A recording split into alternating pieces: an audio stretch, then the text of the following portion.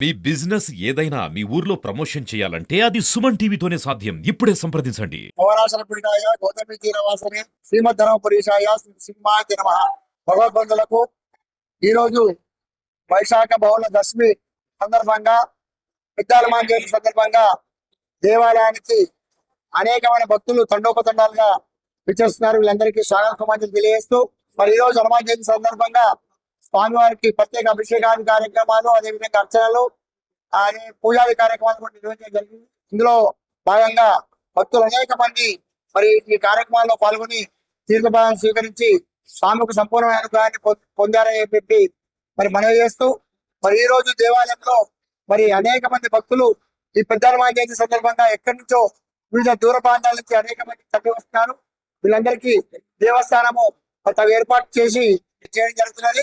కావున ఈ రోజు మరి ఎవరైతే భగవంతుని దర్శించుకుంటారో వాళ్ళ దర్శించుకోకుండా ఆంజనేయుడు సకల సుఖాలు కలిగించి ఐక్యశీలాలు కలిగించి మంచి ఆయుష్ ఆరోగ్యం కలిగిస్తాయని చెప్పి మనవేస్తూ జయబులో లక్ష్మీసింహ భగవానికి జయ.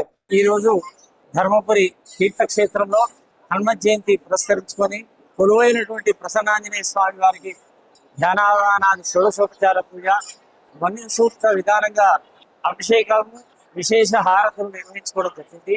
క్షేత్రపాలకుడైనటువంటి ఆంజనేయుడు ప్రతి ఊర్లో కూడా ఇట్టి హనుమత్ జయంతి మహోత్సవం ఘనంగా నిర్వహించుకోవడం అనేది అనాదిగా వస్తున్నటువంటి ఆచార సాంప్రదాయము. ఈ ఆచార సాంప్రదాయాన్ని అనుసరించి అతి ప్రాచీనమైనటువంటి లక్ష్మీనరసింహస్వామి వారి దేవాలయంలో కొలువైనటువంటి ప్రసన్నాంజనేయ స్వామి జయంతి వేడుకలు అత్యంత వైభవపేతంగా కన్నడ పండుగగా నిర్వహించుకోవడం జరిగింది. ఈరోజు ఎవరైతే ఆంజనేయ స్వామిని దర్శించి పూజిస్తారో సకల దోషాలన్నీ కూడా తొలగిపోతాయి, సమస్త భయాలన్నీ కూడా ఈతి బాధల నివారణకు ఆంజనేయుడు అనుగ్రహిస్తాడు. అలాంటి ఆంజనేయుడు మనందరినీ కూడా సదా చల్లగా కాపాడాలని చెప్పి ప్రార్థిస్తూ సర్వే జన సుఖినో